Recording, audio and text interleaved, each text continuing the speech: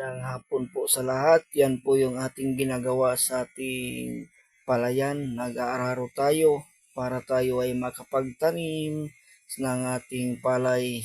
Yan po yung ating laging ginagawa sa ating bukid, sa ating palayan.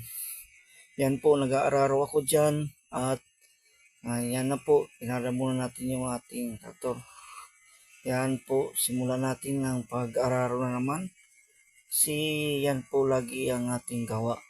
Pakikuha naman yung ating YouTube channel, paki-subscribe naman po at paki-like at yung follow button natin i-follow nyo. Yan po yung ating ginagawa sa ating palayan at paki-like naman yung ating video at paki-subscribe naman yung YouTube channel ko mga kapatid. Yan po yung ating ginagawa lang dito sa ating palayan. Nag-ikot-ikot lang ako para din mabungkal na to ng ating gagawin na taniman ng ating palay. Yan po yung ating ginawa. Yan po, napakalawak nito na ating ginawa ngayon hapon. Binungkal natin ito para magkaputik at malagyan muna ng tubig. Yan po ang ating pagtatanim, paghahanda ng ating pagtataniman ng ating palay.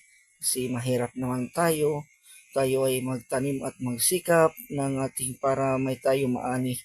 Yan po, may na mga tubig-tubig at maputik na, sobrang putik na yan. At bungkal na yung ating pagtataniman, paghahanda. Yan po yung ating pinagtataniman dyan. Ngayon, hindi pa natapos. Bukas na naman kasi pagod na tayo. Yan po yung ating binungkal. Salamat na lang po sa inyong panonood lagi sa ating YouTube channel, sa aking YouTube. At paki-subscribe naman po yung ating mga kaibigan dyan na manonood. Please naman, paki-subscribe yung aking YouTube. Yan po ako na magsasaka lang ang ating trabaho dito.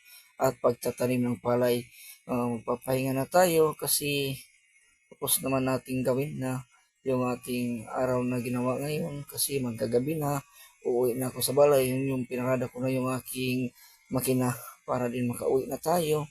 Mag-subscribe kayo. Maraming salamat palagi sa inyong panonood sa aking YouTube channel. Thank you, maraming